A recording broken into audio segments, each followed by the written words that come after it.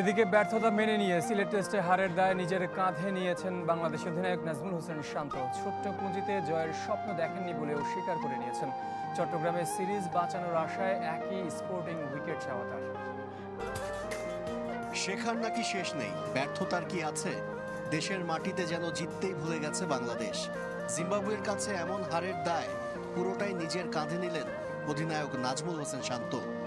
পুরো ম্যাচটা আমি একা হারাই গেছি, সত্যি কথা। কারণ সকালের ওই আউটটাতে আমার মনে পুরো খেলাটা নষ্ট হয়ে গেছে। কারণ ওইখানে যদি একটা 50-60 রানের পার্টনারশিপ হইতো তাহলে হয়তো 220 রান হলেই কিন্তু আমরা হয়তো একটা ভালো অবস্থানে থাকতাম। পুরো ড্রাইভারটা আমি নিতে চাই, কারণ খুব বাজে সময় আমি আউট হয়েছি।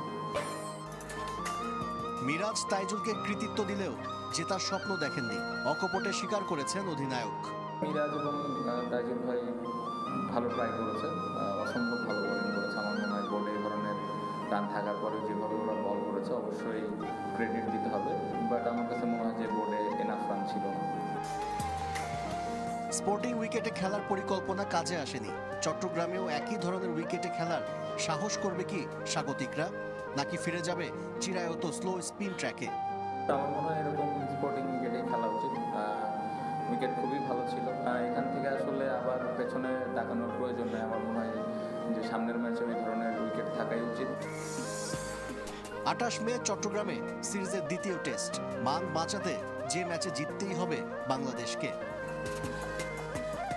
বাঁচাতে পারেনি বাংলাদেশকে। দিনের দ্বিতীয় ডেলিভারিতেই মুজারাবানির শর্ট বলে কাটা পড়েন নাজমুল শান্ত। অধিনায়কের এমন কাণ্ডজ্ঞানহীন শট যেন লাল বলে বাংলাদেশ ক্রিকেটেরই প্রতিচ্ছবি। শান্তর শাটের পর মুজারাবানির আরেক শিকার মেহেদী মিরাজ। দুই ইনিংসেই ব্যাটিংয়ে এমন অসহায়ত্ব দলের সহ অধিনায়কের। এনগারাভার বলে দ্রুতই তাইজুল ফিরলে 213 রানে 7 উইকেট হারায় স্বাগতিকরা। হাসান মাহমুদকে সঙ্গী করে 35 রানের জুটি গড়লেও শেষ রক্ষা হয়নি বাংলাদেশের। মাসাকাজ্জা মুজারাবানিদের সামনে ছন্নছাড়া টাইগার শিবির অল আউট 255 রানেই। জাকের আলী করেন দ্বিতীয় সর্বোচ্চ 58 রান। ব্রেসিং মুজারাবানি একাই শিকার করেন 6 উইকেট। লক্ষ্য তাড়া করতে নেমে জিম্বাবুয়ের দুই ওপেনারের সামনে আবারও নিরুপায় বাংলাদেশের বোলাররা। 95 রানের ওপেনিং জুটিতে বাংলাদেশের বোলারদের যেন পরীক্ষাটাই নিয়েছে টেস্ট র্যাঙ্কিংয়ের সবচেয়ে নিচের দলটা।